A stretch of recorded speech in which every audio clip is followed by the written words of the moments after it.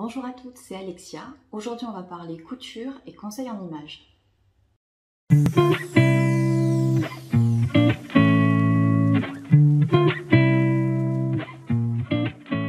Dans cette vidéo, je ne vais pas vous donner des conseils en images, tout simplement parce qu'il y a des gens beaucoup plus compétents que moi pour le faire.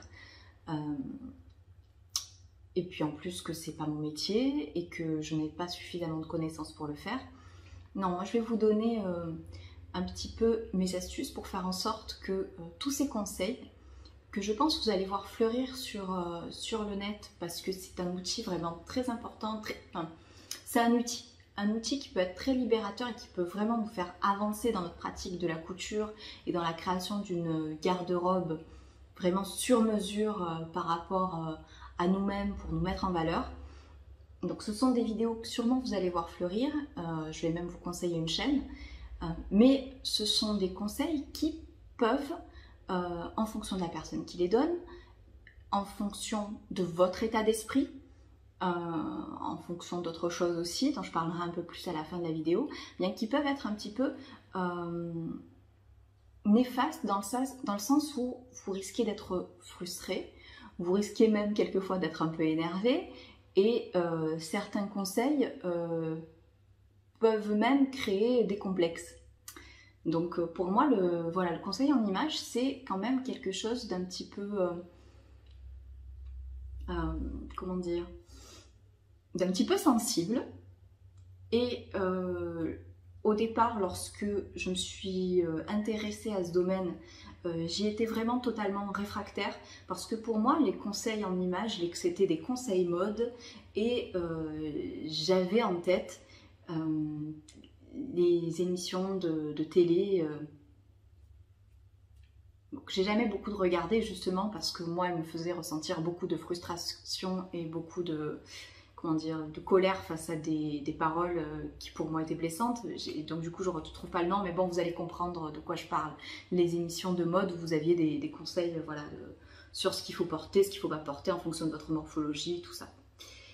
Et donc voilà, c'était avec ces a priori-là que je suis quand même allée voir sur YouTube, parce que très souvent je préfère ce qui se trouve sur YouTube qu'à la télé, et que je suis tombée sur la chaîne de Julie In Your Style. Je vous mettrai sa chaîne en barre d'infos. Et j'ai dévoré ces vidéos, vraiment, elles sont très très courtes à chaque fois, ce sont des formats d'à peu près 10 minutes, et je les ai visionnées à la chaîne. J'ai appris énormément de choses. Ça m'a vraiment appris à améliorer mes choix en termes de garde-robe, et c'est un petit peu ce dont je vais vous parler dans cette vidéo. Mais je vais aussi vous parler de tous les sentiments négatifs que j'ai pu quand même quelquefois ressentir, alors que j'étais quand même face à quelqu'un qui je trouve est plutôt bienveillant et inclusif, même si ça a ses limites. Et puis surtout, voilà, des conseils vraiment de qualité donnés par une personne dont c'est le métier. Elle est vraiment conseillère en image, c'est son métier, c'est son gagne-pain. Donc voilà, la vidéo, elle va être...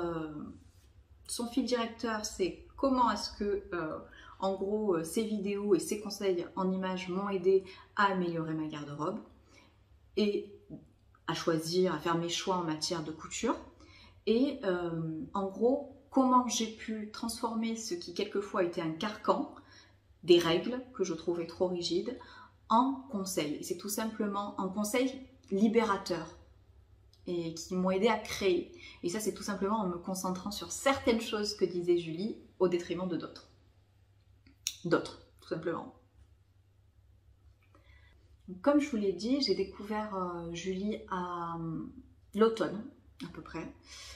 Et j'ai regardé toutes ces vidéos d'un coup. Et ça, je pense que c'est une bonne chose. En tout cas, toutes les vidéos qui m'intéressaient, c'est-à-dire les vidéos sur la morphologie, les vidéos sur la colorimétrie et les vidéos sur les basiques.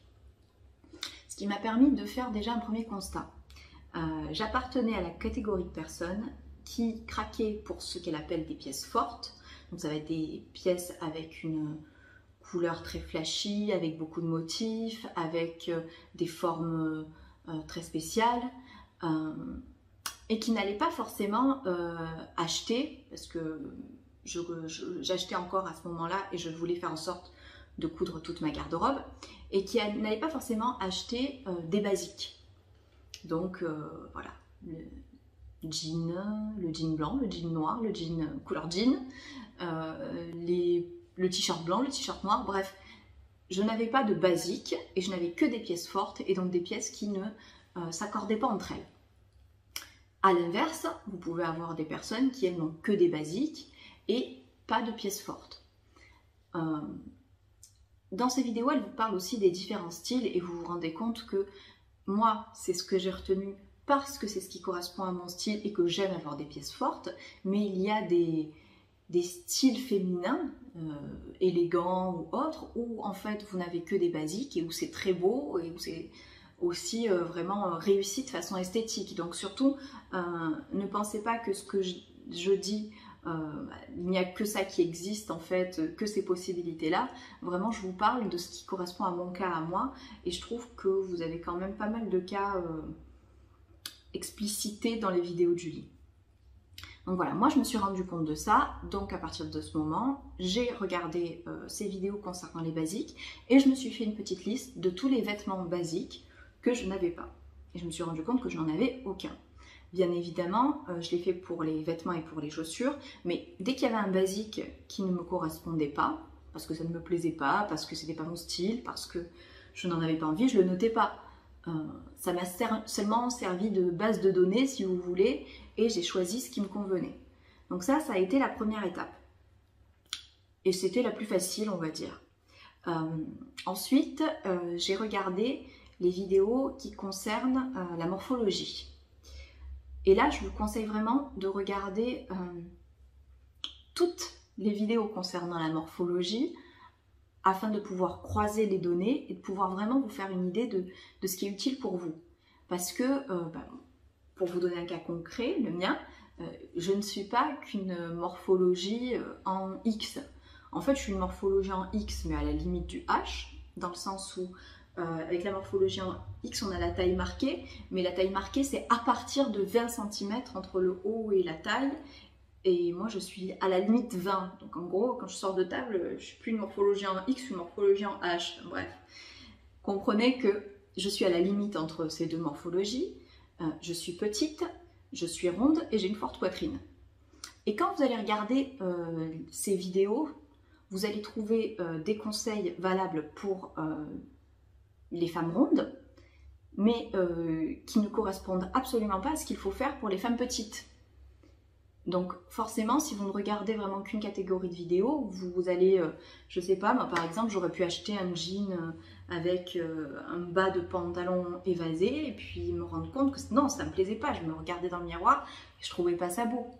Donc vous avez besoin déjà de regarder toutes les vidéos et de croiser les données pour que ça puisse être utile. Ensuite, pour moi, les conseils de style de façon générale, il ne faut pas les prendre comme des règles à respecter, il faut les prendre comme une verbalisation de ce que vous pouvez ressentir comme n'étant qu'une intuition. Je vais essayer d'être un peu plus claire. Quand vous vous regardez dans un miroir, vous êtes en train de faire des essayages avec des vêtements, vous allez peut-être essayer 2 chemises. Il y en a une que vous allez trouver jolie sur vous, vous allez dire ah ben tiens elle me va bien, l'autre c'est une chemise aussi, mais alors vous allez trouver vraiment qu'elle ne vous met pas en valeur. Vous avez cette intuition de ça me va, ça me met en valeur, ça ne me met pas en valeur. Mais moi en tout cas, je n'arrivais pas à savoir ce qui faisait que telle ou telle chemise pouvait me mettre en valeur ou au contraire accentuer des éléments qui ne me convenaient pas dans ma morphologie. J'arrivais pas à mettre le doigt dessus toute seule. En regardant les vidéos, je me suis rendu compte tout simplement que il était conseillé pour les morphologies rondes, cette fois-ci, de porter des vêtements fluides. C'est même pas un conseil, en fait, elle vous dit juste les tissus fluides mettent en valeur les morphologies rondes. Après, on en fait ce qu'on veut, mais bon. Voilà, c'est quelque chose que j'ai appris, je me suis dit, ah mais voilà pourquoi cette chemise je l'aime, j'arrête pas de la porter, alors que cette autre, je la trouvais magnifique sur le cintre, j'adore le tissu, mais je ne la porte pas. Et donc ça, ce sont des conseils qui m'ont aidé par la suite et c'est pour ça que vous retrouvez des tonnes de viscose dans mes hauls. Et en gros, cette impression-là, c'est ce que j'ai voulu garder tout au long du visionnage de cette vidéo, de ces vidéos. C'est-à-dire, je ne vais garder que les conseils qui font écho en moi parce que, en gros, j'avais déjà l'intuition de ce conseil-là, mais je ne l'avais pas verbalisé, je ne l'avais pas conscientisé. Ça va être valable encore pour d'autres choses dont je vais vous parler par la suite. Mais voilà, je ne garde pas tout, je ne garde que ce qui me convient et ce qui peut me convenir pour différentes raisons. Une autre chose qui pour moi est importante lorsqu'on regarde des vidéos de conseils en images, lorsqu'on reçoit des conseils en images aussi, c'est qu'on va vous donner en gros ce qui vous va bien en fonction de votre morphologie. Bon. On va vous dire telle chose vous va bien, telle chose vous va bien. Donc en gros, ça peut apparaître un petit peu dans notre esprit comme des règles. Mais ce qui a en fait le plus de valeur dans ces conseils-là et ce que moi je retiens en permanence, ce sont les petites astuces pour contourner ces règles. Je vous donne un exemple concret. Dans son avant-dernière vidéo, ou dans sa dernière, je ne sais plus, Julie parle des morphologies en A. Donc des femmes qui ont des hanches plus larges que le haut de leur corps. Ce qu'on aurait pu entendre avant, c'est en gros les femmes qui ont ce type de morphologie ne doivent pas porter de jean blanc. Ce que vous dit Julie, c'est si vous aimez les jeans blancs, évitez de mettre un haut foncé, mettez plutôt un haut blanc aussi, ou en tout cas très très clair sur le haut, parce que le monochrome, le fait d'être habillé d'une seule et même façon, ben en fait ça va vous mettre en valeur. Donc en gros, quelque chose qui à la base était négatif, qui était un point négatif pour votre silhouette, le fait de porter un jean blanc, devient un point positif si vous l'associez avec un haut blanc. Donc on n'est pas dans la restriction, on est en gros dans la façon d'assembler les pièces pour pouvoir tout porter. Et pour moi, il n'y a que ça à retenir du conseil en image. Ce n'est pas les restrictions qu'il faut retenir, c'est vraiment comment associer les pièces pour pouvoir tout porter en fonction de ce qu'on a envie de faire. Autre exemple, toujours pour les femmes avec la morphologie en A, elle vous dit donc tel jean et tel jean sont conseillés. En gros, ce sont des jeans, en tout cas des jeans qui ne sont pas slim. Et elle vous dit, mais si vous aimez les jeans slim, mais que quand même, lorsque vous vous regardez dans la glace, il y a quelque chose qui ne vous plaît pas, essayez de mettre une veste ouverte. Parce que le fait d'avoir une veste ouverte avec des lignes verticales, eh bien ça va, voilà, ça va harmoniser votre silhouette. Donc, encore une fois, ce que je vais retenir, ce n'est pas ne pas porter un jean slim. Ce que je vais retenir, c'est ah bah tiens, avec un jean slim, porter une veste ouverte. Et je pense que c'est cet état d'esprit-là qu'il faut avoir pour que les conseils en images ne deviennent pas un carcan. C'est trouver tout ce qu'on peut faire pour contourner ces règles entre guillemets. Pour ma part, donc je suis petite et par exemple, voilà, je ne pensais ne jamais porter de jupe longue. Voilà, parce que oui, quand on est petite, les jupes courtes, c'est mieux. Les jupes longues, c'est avec des talons, et moi je ne peux pas porter de talons, donc je me suis dit, ah, c'est fini, je ne porterai pas de jupe longue. Et d'ailleurs, pendant des années, je ne me suis jamais acheté de jupe longue, parce que, c'est vrai, lorsque j'étais devant le miroir, sur le sein, je trouvais ça très joli, j'enfilais, je trouvais ça très moche. Et avec des conseils, eh bien, ce que je pensais impossible est devenu possible, notamment avec cette histoire de tenue monochrome, donc choisir la même couleur pour la jupe et pour le haut. Et puis un conseil que j'ai trouvé très bien, parce que forcément, moi je me suis dit, la seule chose qu'on va nous dire, c'est de mettre des talons, et moi je ne veux pas porter de talons, parce que je suis petite, alors que je suis petite. Eh bien non, elle conseille de porter des chaussures avec une ouverture sur le pied. Donc les baskets, ne pas les choisir montantes, les choisir plus ouvertes sur le pied. Les chaussures d'été, pareil. Éviter les spartiates, je trouve ça très joli, mais quand je les mets sur mon pied, je trouve pas ça joli avec le reste de mon corps. Ben, c'est tout simple. Et ça, c'est pareil, j'en avais l'intuition, mais je ne comprenais pas pourquoi telle chaussure m'allait et pas telle autre. Maintenant, j'ai quelque chose qui s'apparente entre guillemets à un savoir et plus à une intuition, et que j'ai plus de facilité à suivre du coup dans mes achats lorsque je choisis mes chaussures. Pareil, de faire en sorte, si je veux mettre une jupe longue, eh bien, les chaussures doivent être soit de la même couleur de la jupe si on est en hiver, soit, si on est en été, d'une couleur très proche de mon pied. Voilà, ce sont différents conseils en fait qui, au lieu de me fermer des portes, m'en ont ouvert certaines que je pensais totalement fermées. Et c'est ça qui est vraiment important lorsqu'on est face à du conseil en images, de conseils en règle générale, c'est de ne pas accepter les carcans, de ne pas accepter ce qu'on peut et ce qu'on ne peut pas faire. Parce que même si dans la vidéo, la personne va vous dire « bon, vous faites ce que vous voulez de ce que je vous dis, vous n'êtes pas obligé de les suivre, c'est une question de goût », c'est très bien, mais quand même, nous, ce qu'on prend en pleine face, ça te va, ça ne te va pas. Et c'est ça qui peut être assez douloureux et frustrant. Tandis que quand on se met en tête de ne rechercher dans les vidéos que les astuces pour contourner les interdits en quelque sorte, eh bien là, ça devient agréable, là, ça devient un vrai plaisir. Et bien sûr que voilà, qu'il y a certaines choses qui ne sont pas conseillées pour moi et que je ferai quand même, mais en fait, il y en a vraiment très très peu parce que j'ai trouvé toutes les façons possibles de les détourner. Comme par exemple, petite, il vaut mieux éviter de faire des grosses cassures entre le vêtement du haut et le vêtement du bas. Donc éviter de me mettre un haut blanc avec un pantalon noir. Si j'ai envie de le faire, qu'est-ce que je fais? Déjà, je mets des chaussures noires pour être sûre que ça m'allonge. Et puis, je rentre mon haut à l'intérieur de mon pantalon pour allonger mes jambes. Donc en gros, j'ai des petites astuces que j'ai pu prendre qui vont permettre de vraiment tout mettre. Même ce qui ne m'est pas conseillé, mais en associant les pièces. Voilà aussi, si jamais je fais ça, je vais me mettre une veste ouverte pour créer des lignes encore verticales qui vont allonger ma silhouette. Donc en gros, je me permets tout. Et ces conseils, ce ne sont pas des conseils sur ce que je peux mettre et ce que je ne peux pas mettre, ce sont sur des conseils sur comment associer les pièces pour pouvoir tout mettre. J'espère que j'ai tout dit sur cette partie-là, la partie sur la morphologie. Je vais maintenant passer à la partie sur les conseils sur la colorimétrie.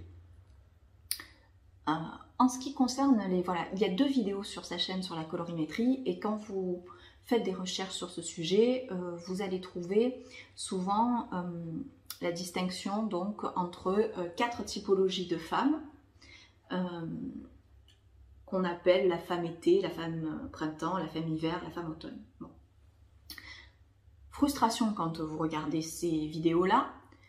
Vous n'appartenez pas à une seule catégorie, vous appartenez à plusieurs catégories, vous ne savez pas ce qui fait que ça ne vous aide pas déjà dans un premier temps. Vous vous dites, bon, je suis censée savoir à quelle typologie j'appartiens pour ensuite pouvoir utiliser ces couleurs-là, sauf que vous appartenez à plusieurs catégories. Moi, c'est mon cas. Et puis, deuxième frustration, c'est tout simplement que moi je n'aime pas qu'on me dise que certaines couleurs me vont et d'autres ne me vont pas, parce que je veux être libre de choisir ce que je veux et de prendre ce qui me plaît. Et encore une fois, quand j'ai eu cette réflexion-là, je ne me suis pas basée sur l'élément le plus important de la vidéo, et c'est pour ça que moi je ne veux vous parler que de ça en fait, je ne veux vous parler que des compromis. Si vous avez une couleur qui n'est pas dans votre colorimétrie, mais qui vous plaît. Il y a plusieurs solutions. Soit votre tissu, vous le choisissez pour un vêtement que vous allez mettre en bas, ce qui est le cas par exemple pour mon tissu jaune, qui est d'une couleur très pastel. Je vais m'en faire un pantalon, tout simplement, parce que la colorimétrie, c'est vraiment valable que pour ce qui est très proche du visage. Donc en fait, vous pouvez tout mettre, hein. Vous pouvez tout mettre. Mais voilà, vous allez donc soit le mettre en bas, soit jouer avec des accessoires, par exemple mettre un foulard d'une couleur qui vous met plus en valeur, soit nous qui faisons nos vêtements, par exemple moi je sais que j'aime beaucoup les hauts avec deux couleurs, le color block ça me plaît beaucoup, vous avez la robe givre que j'adore pour ça. Et bien imaginons que j'ai envie de me faire une robe avec une couleur sauge qui est très ou une couleur lilas, voilà, très à la mode cette saison, mais qui moi ne correspond pas à ma colorimétrie parce que je suis plutôt automne-hiver et que ça correspond plutôt, je crois, à la typologie été, enfin des femmes blondes, on va dire, avec des yeux bleus. Si les détails de ce type de choses, de colorimétrie et autres, vous intéressent, je mettrai tout en barre d'infos. Vraiment, moi, ce dont je veux vous parler, c'est que comment contourner les règles pour qu'ensuite, lorsque vous alliez voir ces vidéos-là, vous soyez dans un bon état d'esprit. Donc, imaginons voilà, que je veux une robe givre vert sauge. Et bien en haut, je vais mettre une couleur qui me correspond davantage. Typiquement, moi, je pense que je mettrai du noir. Et ensuite, je me ferai tout le reste de ma robe en vert sauge. Parce que ce qui compte, c'est ce qui est proche de mon visage. Si j'ai envie, je craque pour une robe entière. J'ai envie d'un vêtement entier vert sauge. C'est pas très compliqué. Je sais que pour ne pas avoir mauvaise mine, j'aurais peut-être dû commencer par là quand même. La colorimétrie, c'est quoi? C'est une façon de choisir les couleurs qui vont vous donner bonne mine et ne pas mettre des couleurs près de votre visage qui au contraire vont vous fatiguer, vous donner un teint un peu grisonnant. Donc imaginons que j'ai envie voilà, de me construire une tenue lilas. J'avais le cas en fait justement il n'y a pas très longtemps. Je voulais en fait me faire des ensembles un petit peu jogging pour aller chez le kiné, donc ils m'en font plein. Et donc il fallait que ce soit des tenues confortables et j'avais envie de me faire des ensembles parce que j'avais envie de me faire des ensembles. Et quand on va sur certains sites, on trouve pas mal de couleurs très pastel parce que c'est à la mode en ce moment. Sauf que ces tenues-là, il y a de grandes chances pour que je les porte pas maquillées. Et donc je me suis dit, ta couleur pastel, il vaudrait peut-être mieux que tu la prennes sur une jolie robe, parce que tu sais que la jolie robe, tu vas la porter super maquillée, que dans un jogging que tu porteras en n'étant pas maquillée.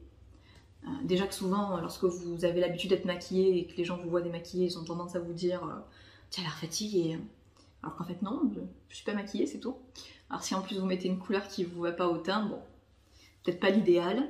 Donc c'est juste une question de choix. Cette couleur qui ne me va pas, qui n'est pas censée m'aller, je vais pas la mettre dans un jogging, je vais la mettre peut-être dans une robe. Parce que je sais que ce jour-là, je porterai sur les yeux, je vais me faire un maquillage avec du rose ou avec un bleu électrique. Parce que je sais que ça, ce sont des couleurs qui mettent en valeur mes yeux, qui mettent en valeur mon teint. Donc je vais peut-être faire ça plutôt le jour où je porterai cette robe-là. Donc en gros, encore une fois, pas de carcan, des choix à faire pour faire en sorte de porter ce qu'on a envie en se sentant jolie. Parce que le but quand même, c'est de se regarder et de se dire « Ah ben je me plais ». Et enfin, voilà, c'est ça qui est important. Et je pense que j'en parlerai à la fin de la vidéo pour ne pas tout mélanger.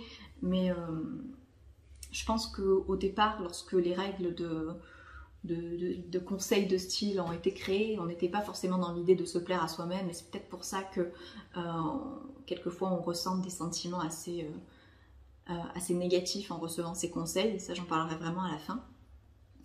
Mais voilà, l'idée, c'est vraiment pas de se mettre des interdits, c'est plutôt de faire en sorte de ne pas se coudre quelque chose qui va rester dans l'armoire parce que quand je le mets, j'ai l'impression que j'ai l'air fatiguée, parce que je n'ai rien à mettre avec, parce que je n'ai pas pris de basique, je n'ai pas cousu de basique. Voilà, c'est vraiment ça qui est important. Autre élément aussi que j'ai trouvé très bien finalement lorsque j'ai revisionné cette vidéo, c'est que je me suis rendu compte que en regardant la palette en fait, en regardant la palette de couleurs qui m'était associée, je me suis rendu compte que je me suis dit en fait, ah c'est vrai que pour la femme hiver, moi le bleu électrique et le rose vraiment pétant, c'est quelque chose qui me va bien en tout cas sur les yeux. C'est comme ça que je me suis dit, bah, tiens, j'en avais l'intuition en me maquillant, mais j'avais pas l'idée d'en faire des vêtements. Et donc c'est pareil, je me suis dit, ah, bah, tiens, pourquoi pas, je vais peut-être m'en servir. Et puis ça m'a donné l'occasion aussi de regarder toutes les autres couleurs qui potentiellement pourraient m'aller, mais auxquelles je ne pensais jamais. Donc en ça aussi, ça peut être un élément positif, parce que vous allez vous pencher sur certaines couleurs sur lesquelles vous ne vous seriez pas penché autrement et qui potentiellement vont vous aller correctement. En ce qui concerne ce dont je vous ai parlé par rapport au fait que bah, moi je me retrouve dans 2 typologies sur 4, en fait c'est tout bête, c'est que en hiver j'ai le teint pâle et en été j'ai mes taches de rousseur qui ressortent, j'ai des reflets roux qui ressortent, j'ai ma peau qui prend une couleur dorée et hop je change de typologie. Et pourquoi est-ce que ça a été intéressant de me rendre compte de ça? Parce que il y a des couleurs que j'ai testées, par exemple, je vais avoir testé une couleur ocre en plein hiver, et je vais me dire, oh là là, mais ça me va pas, c'est moche sur moi, ça me donne un teint interne, et penser que c'est une couleur qui me va pas. Alors que la même couleur, je la teste en été, et j'ai l'impression que ça me va bien, que ça rehausse mon teint, que c'est super joli.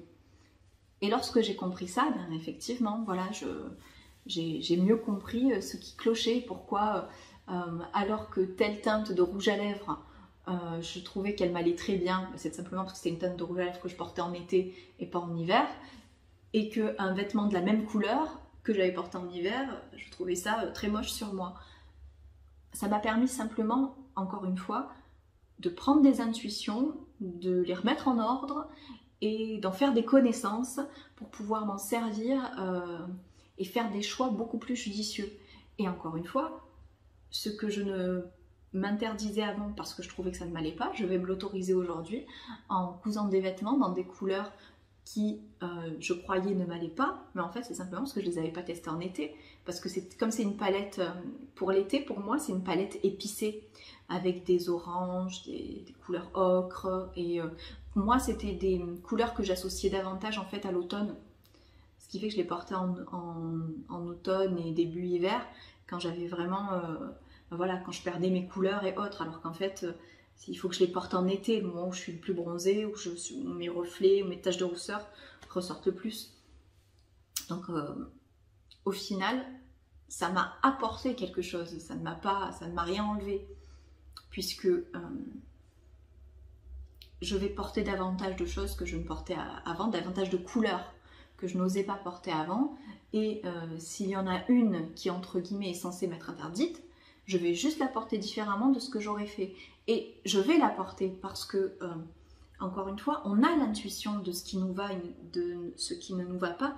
Et en gros, c'est ça le plus important. La seule chose qui compte, c'est notre intuition. C'est apprendre à l'écouter. Et je pouvais trouver un haut magnifique, l'acheter parce que je le trouvais très beau avant, et puis le mettre, et puis voir que non, ça ne me plaisait pas. Et là, c'est pas compliqué. Si j'ai envie de telle couleur, je vais pas l'acheter en haut, je vais l'acheter en pantalon. Ou comme je vous ai dit, je vais avoir recours, enfin, je vais pas l'acheter, je vais le coudre.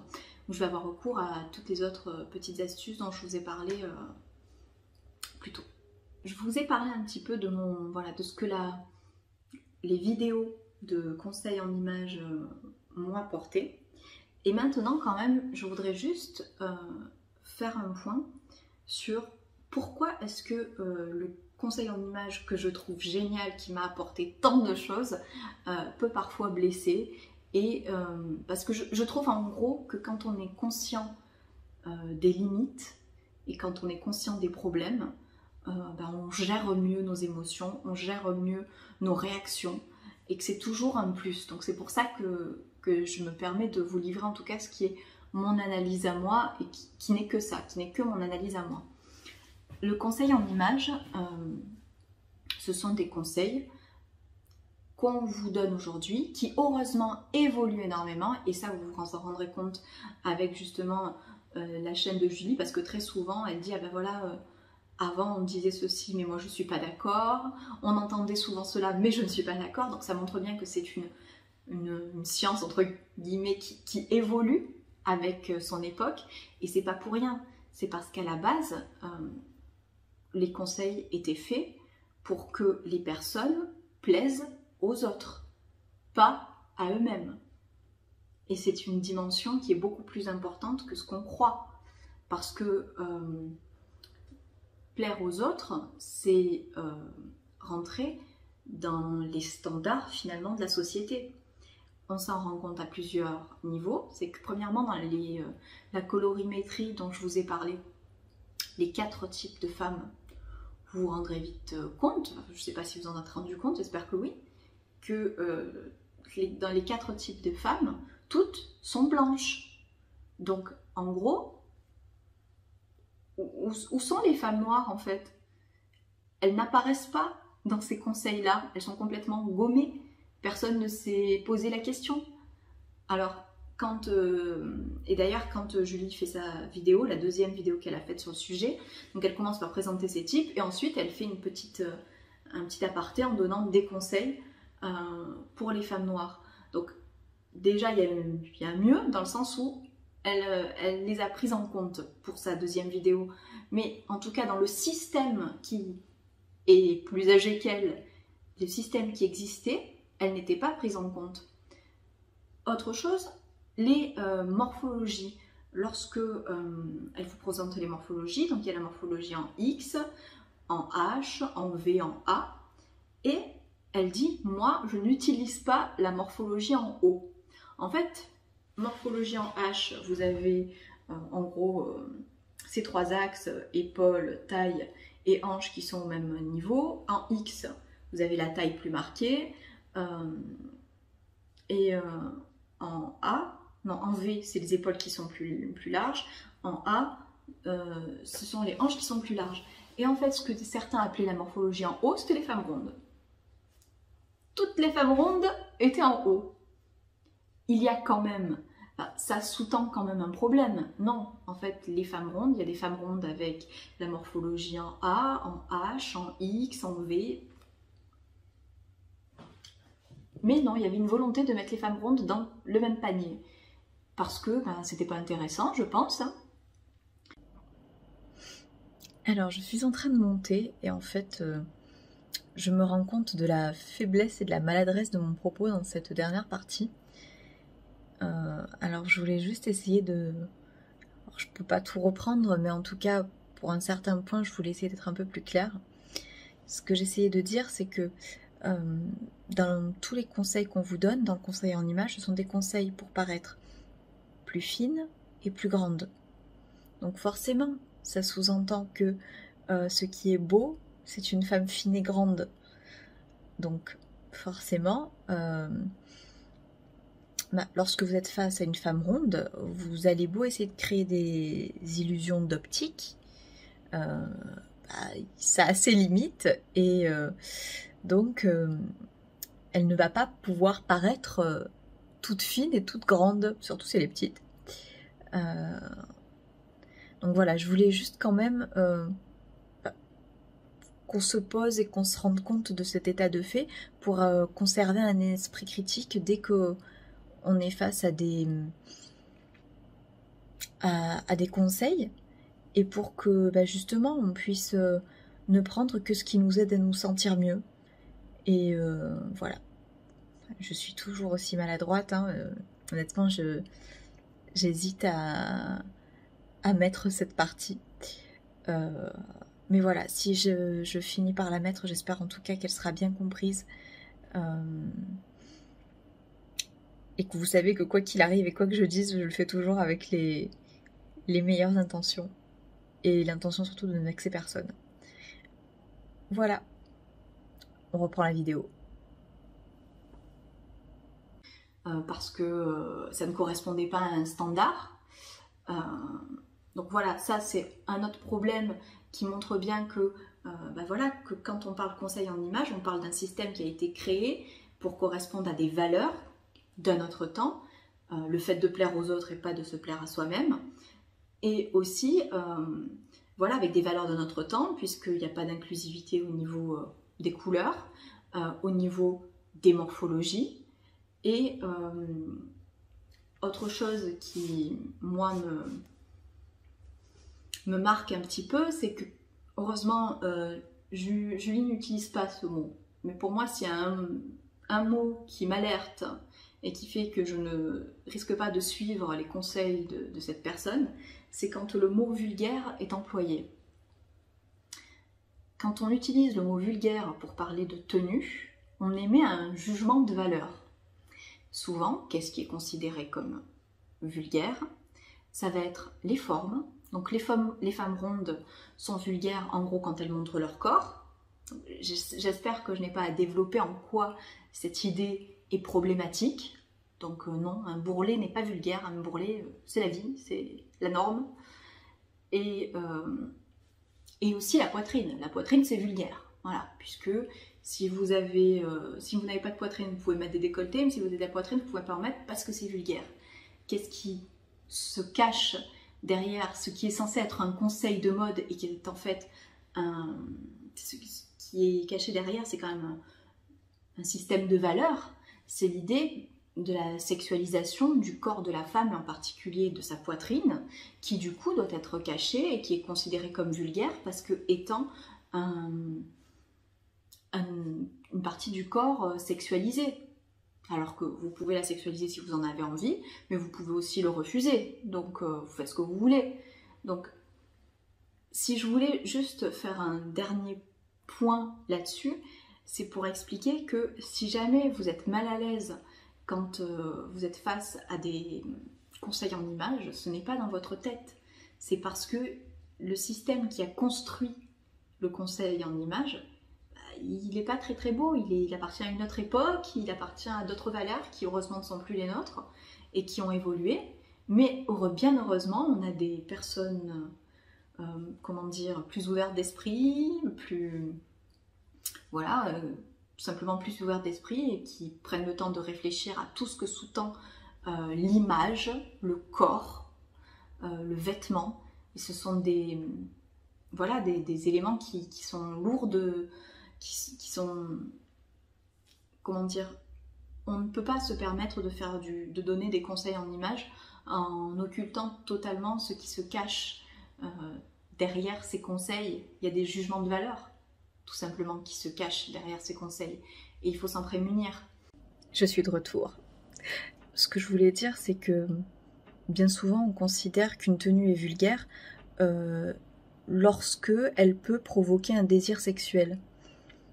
Sauf que, en gros, le désir, c'est de la responsabilité de celui qui le ressent, mais pas de la responsabilité de la personne qui le provoque. Et que ce simple petit fait, en fait, ça participe à l'idée que les femmes sont coupables de ce qui leur arrive si elles provoquent le désir. Donc je veux pas trop développer, mais en fait l'utilisation du terme vulgaire et le fait qu'on considère qu'une tenue, qu'un corps est vulgaire, pour des tas de raisons, c'est sexiste. Et il faut juste en fait essayer de se poser les questions et de se remettre en question. J'ai pu utiliser ce mot moi aussi, j'ai pu trouver des tenues vulgaires, sauf qu'en fait, derrière un conseil qui demande aux femmes de ne pas s'habiller de façon vulgaire, mais quand même de s'habiller de façon sexy, il y a tout un système sexiste et patriarcal qui se cache, et je veux pas vous assommer avec ça, mais encore une fois, en fait, c'est tellement important quand on parle de vêtements et de corps, on parle de femmes, on parle de féminisme, on parle de plein de choses en fait. Et j'ai du mal à le cacher, à ne rien dire, à faire comme si de rien n'était. Donc voilà, j'espère que ce sera pas mal perçu encore une fois.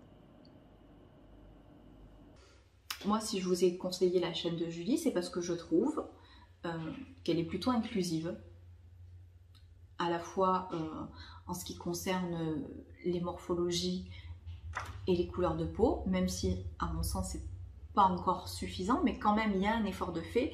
Et en tout cas moi, à travers ces paroles, je ne l'ai jamais trouvée blessante. Mais c'est mon ressenti à moi, et forcément, vous, en fonction de votre histoire, de votre vécu, vous n'aurez peut-être pas le même. Et ça, je suis tout à fait, même je suis intéressée de l'entendre si jamais il y a des conseils qu'elle a pu donner qui vous ont choqué dans la façon de les faire. Moi, personnellement, non. Si je vous dirige vers sa chaîne, c'est parce que je trouve que c'est un espace sécurisé en quelque sorte où vous n'entendrez pas de paroles blessantes. Je crois que je vous ai tout dit. J'espère que, voilà, que mon propos n'aura pas été trop brouillon et qu'il aura été... voilà, que vous aurez peut-être trouvé des petites choses qui vous seront utiles et que vous plongerez dans ce domaine qu'est le conseil en images, justement de façon, avec l'esprit libre, avec un bon a priori, et puis que surtout vous en tirerez un maximum d'informations pour améliorer votre garde-robe, pour mieux choisir vos tissus, pour mieux choisir les coupes de vêtements, pour vraiment faire en sorte de vous plaire tout simplement chaque fois que vous vous habillez le matin et que vous vous regardez dans le miroir. Voilà, donc je vous souhaite à toutes des bons moments derrière votre machine à coudre et je vous dis à très bientôt pour une prochaine vidéo.